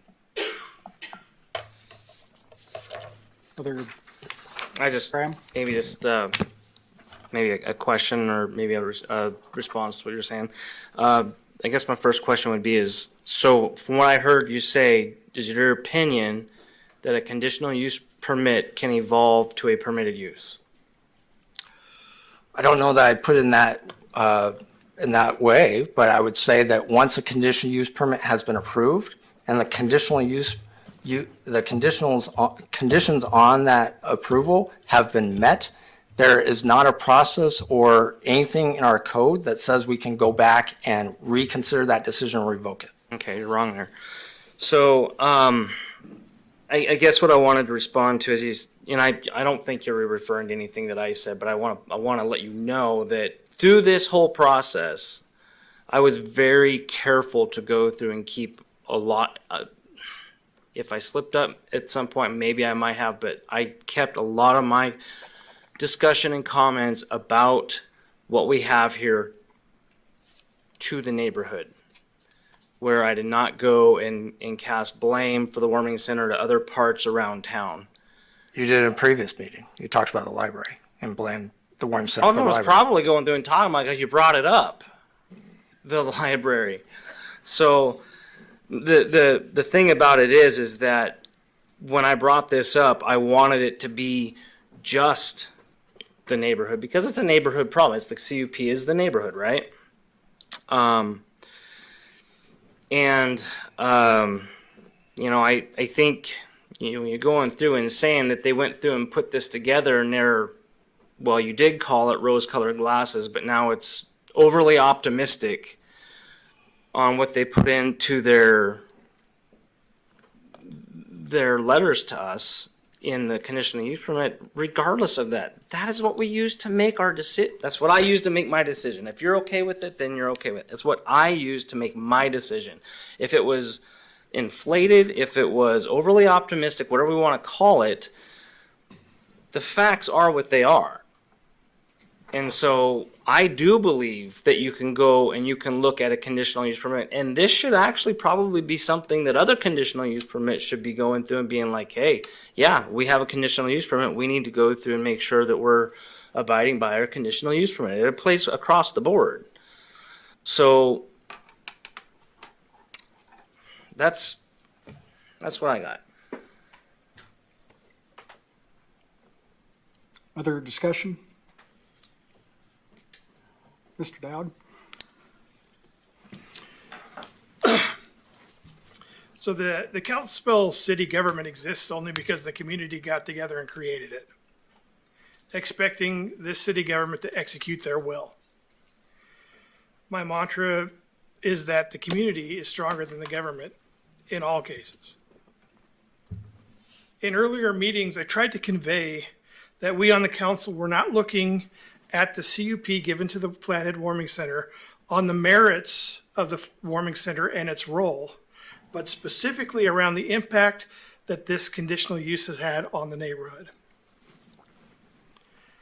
One of the criteria we are looking at specifically is one of the questions, has the conditional use had a negative impact on the neighborhood?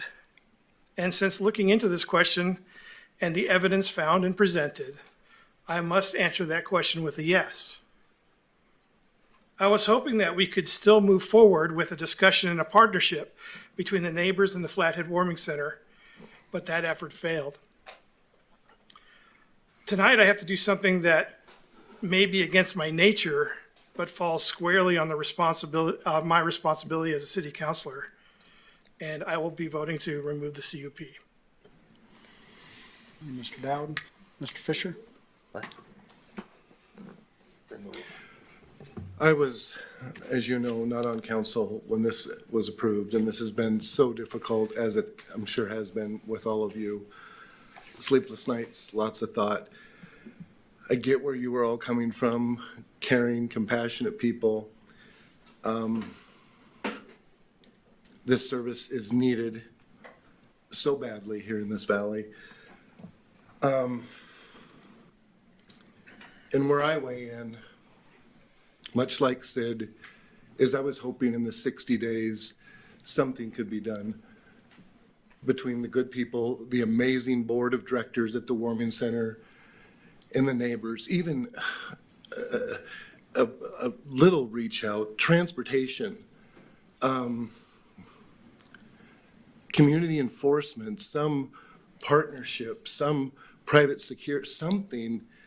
God knows the neighbors and business owners have had to hire security people and or install expensive cameras. We had one gentleman here, I love this, I'm making a lot of money, if I remember right. I'm paraphrasing for him because he's had the opportunity to install a bunch of security cameras for people. If I could have just seen something and agreeing with you, some partnership to move forward, but that stalemate kind of tells me, without being involved from the inception of this, that there hasn't been a good communication back and forth, which was on the warming center. That was solely on the warming center to reach out. This 150-yard thing just blows me away. A neighborhood is a neighborhood. I mean, you got to reach out and try and help everybody in your community. We're all doing it for the whole city, right? I mean, I live by a park on a sled hill. When there was trash left there, people sled until midnight, loved to see it. It was fun for them. They leave their broken sleds. Didn't expect the city or call them at midnight to come over and pick it up. I go over and pick it up. That's a community. That's what neighbors do. It's more than 150 yards, feet, whatever it was. I am so saddened, Ms. Horn, the Warming Center Board of Directors, that some compromise couldn't be found here to send an olive branch to the neighbors. They deserve that. I believe if we do not revoke this, we will be losing good businesses. People's home values will depreciate big time. And this is our job. It sucks, okay? This sucks. Wish I would have never ran, frankly. This is not cool. But this has to be revoked. I hope there can be a method to come back and look at this in some other capacity, someplace else, providing transportation, providing better mental health. I hope this $3 million we talk of is put to use and there's better resources for the people of the Warming Center to help these folks. We all know that there's a lot of people out there in desperate need, but what we can do in our hearts is bring people in right now. Nobody wants to see somebody local here that's been displaced from the outlaw or the blue and white or other factors or inflation that we're all dealing with. Look at this city budget tonight of $210,000 trucks and things that I used to pay $80,000 for. I mean, it's affecting everybody. But what we can do is take somebody in, open your hearts, help them, get them to counseling. It doesn't mean because we make a change here that we can't open our hearts and have somebody in our home, take somebody in our wing, under our wing. That's where we should be as a community. That's how it used to be for years. There was nothing like this. By my old office, they had a poor farm. People had a place where they could be and work, and they had not a very nice place, but they had to raise potatoes, they had to do their crops, they had to provide something to the community. Something needs to be done. Do I have all the answers? Heck no. But what we can do right now, if we do this, is open our hearts, bring somebody in, and make dang sure they're not freezing to death out in the street, or help them get back to where their families and their support ones are that can help them get out of the mess they're in. And hopefully that state has better mental health services and better provisions to help these folks, because it's a disaster. That's all I have to say. Can I just, with all due respect, Mr. Fisher, I think to argue that this issue is going to be addressed by individuals inviting homeless people into their homes is incredibly naive. It requires organization. It requires money. It requires people with professional skill to deal with people with extreme trauma. It's just, I'm sorry, but that is incredibly naive. I'm sorry, Mr. Hunter, I've done it. I'm sure, I'm not saying it hasn't done it. I'm just telling you the scale of the problem is something that, I mean, that's just. So is my mom. Yeah, that's a start, isn't it? Are you willing? I did it. Are you willing? I love that you did it. It's not, it's, You the try it. scale is too. Other discussion on the motion? Jessica has her hand up. Thank you, Your Honor. Ms. Stallman, there you are. Hi, thank you. Hard decision. Not been looking forward to tonight. The last few months have been difficult, but I would like to allow the Flathead Warming Center to continue their work in this community. I do believe the Flathead Warming Center has legally met the 9 conditions set forth for granting the conditional use permit. I do not believe the Flathead Warming Center has failed to comply with the conditions set forth in the permitting process.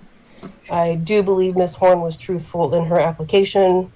I do believe that the neighborhood designation boundary was not clearly established, and to hold Flathead Warming Center accountable for behavior in an unestablished boundary after the fact is, in my opinion, after reviewing the data, not legally enforceable. I am sympathetic to the concerns of the surrounding area, but do not believe the Flathead Warming Center is in the causation of untoward effects of the unsheltered, but rather there is a loose correlation of untoward effects from the unsheltered because of the nature of the business. And although the burden of proof lies with the holder of the conditional use permit, I do not believe the evidence provided constitute a revocation of the 9 conditions set forth in the conditional use application process. Thank you. Thank you, Ms. Dahlman.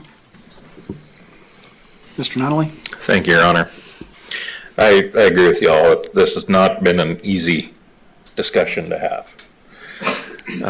When it first came up was before I was on city council, and I wasn't totally in favor of it. I didn't see that benefit. But I will say that watching what they did when they were over here on the east side of city of Kalispell, I thought they did an amazing job at that.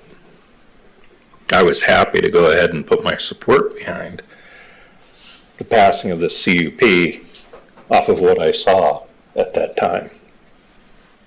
Something's changed. It's not the same. It can be a dynamic in our community or whatever it is. But if I let my decision run strictly on emotion, I'm not doing what I feel is best interest of my constituents in the city of Kalispell.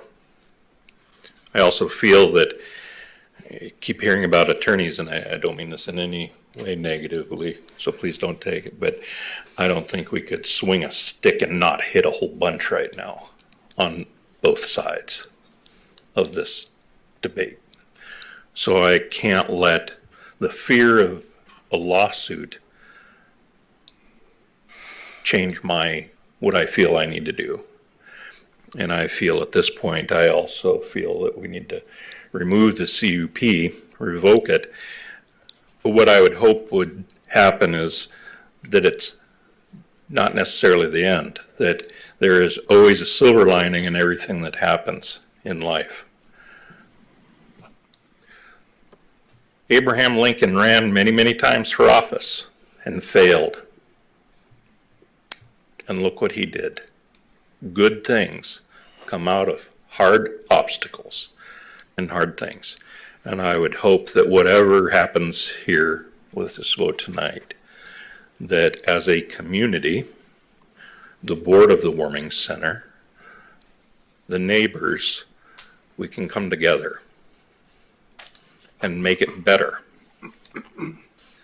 Because I heard a guy tell me one time, there's 2 things that can happen when you face an obstacle.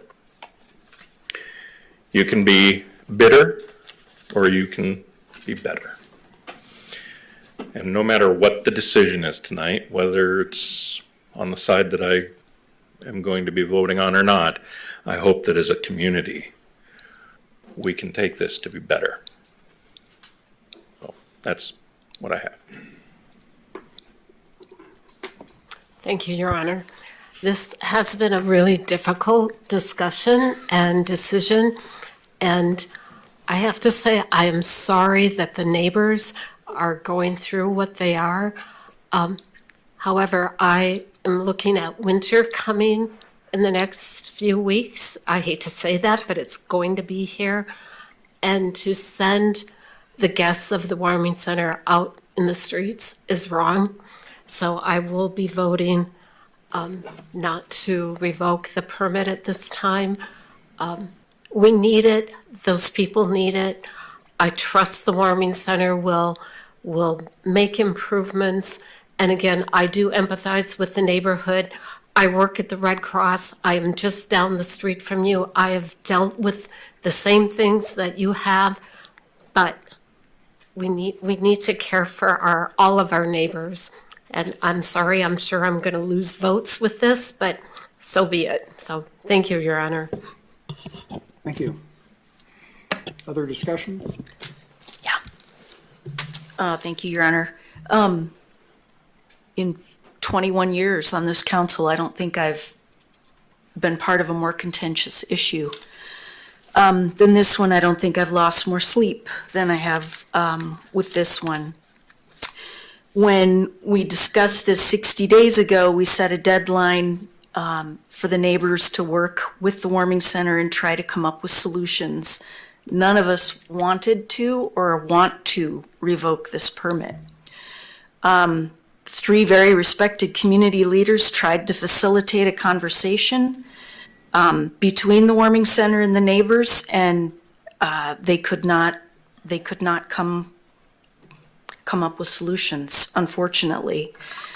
Several folks mentioned that, the other cities and the county need to be part of this, and I agree. They all need to be part of this conversation for whatever the solution is going to be.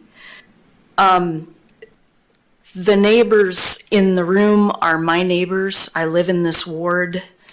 I am further away than they are, so I'm not experiencing the things in my yard that they are. We've had an increase in folks wandering around in the dark on our street and that kind of thing, but I'm not dealing with the things we've had to hear about: masturbation, pooping on slides and in yards and on benches, sexual acts in yards, drug use, paraphernalia, drug paraphernalia and use, underwear left in yards, indecent exposure, screaming, pounding on doors and windows.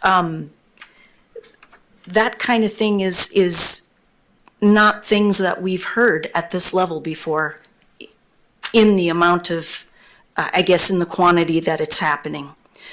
I know businesses down in these neighborhoods that have had to lock their doors, and we've heard from some of you here that you have to escort your customers and your clients to your cars.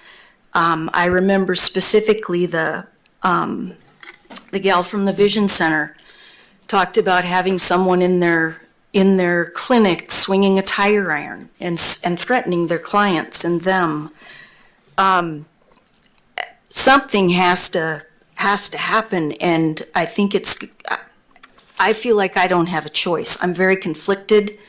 I'm a Lutheran. Lutherans want to take care of their own and others and feed and clothe them. So my personal side is very conflicted, but I was elected by my neighbors, and my neighbors have spoken, and I'm hearing from them that we need to do something. So I'm rambling more than I meant to, but I'm going to agree that we need to revoke and figure out how to go from here.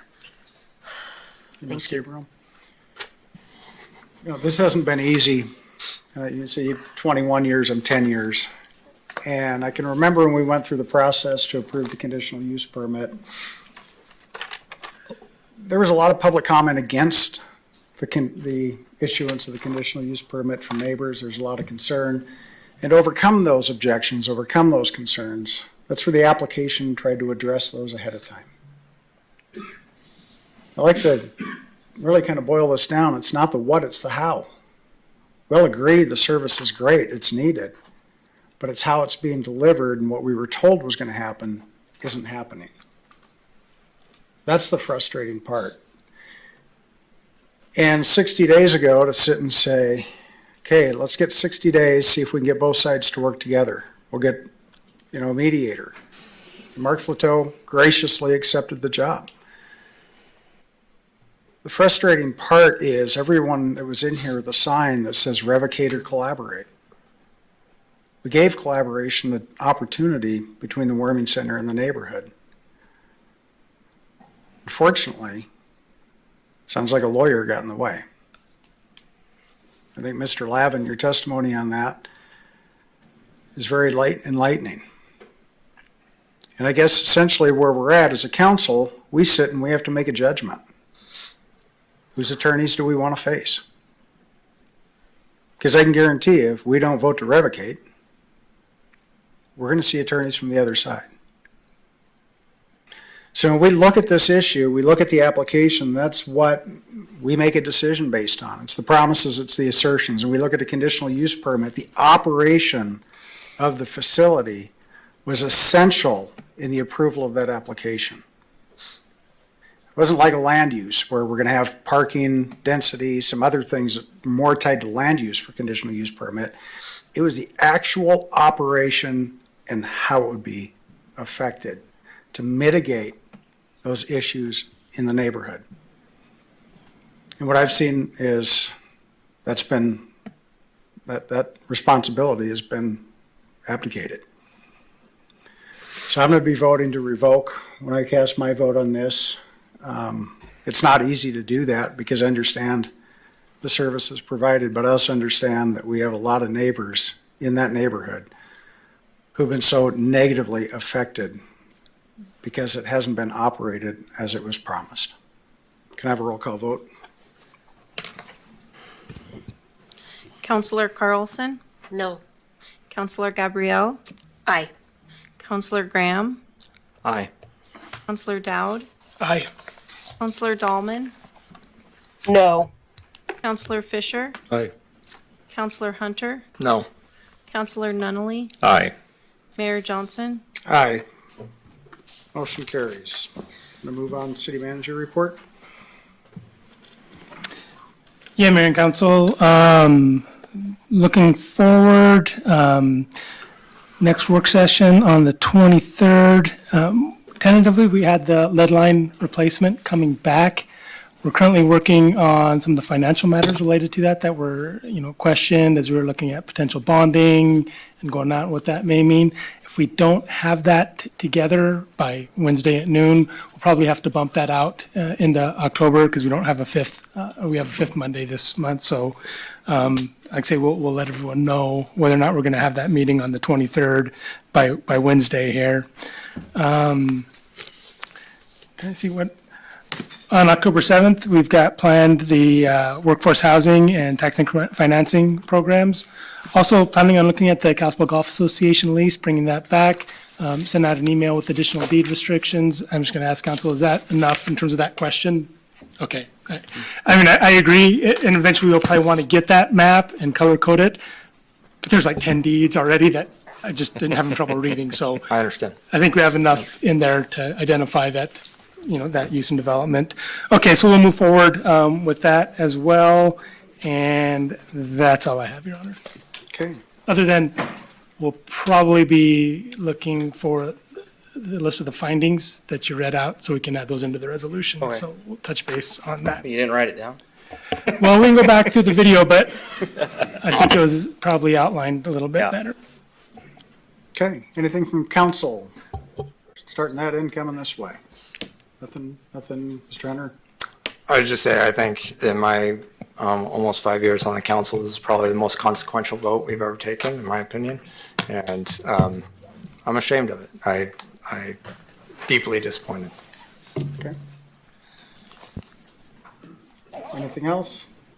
No? With that, we're adjourned.